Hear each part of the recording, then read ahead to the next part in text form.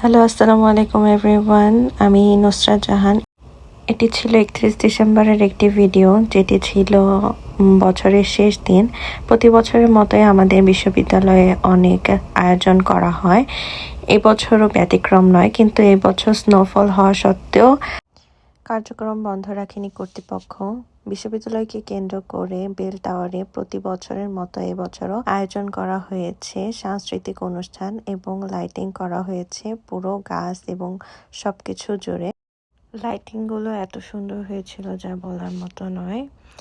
চাইনিজরা আসলে অনেক ক্রিয়েটিভ। গাছের উপর দিয়ে এই প্রজাপতিগুলো দেখতে খুবই জীবন্ত লাগছিল, খুবই সুন্দর দেখাচ্ছিল প্রজাপতিগুলো। এটা ছিল বেল টাওয়ারের গেট, যেটা মেইন দরজা। সম্ভবত আমিও গিয়েছিলাম অনুষ্ঠানটি উপভোগ করতে।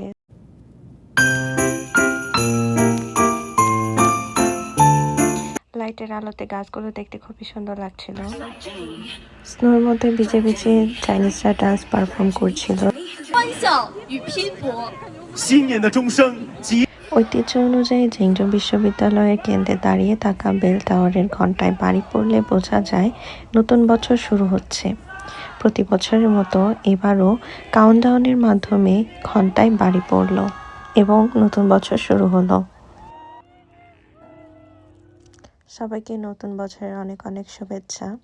চাইনিজে বলা হয় সিননিয়ান খোয়ালা।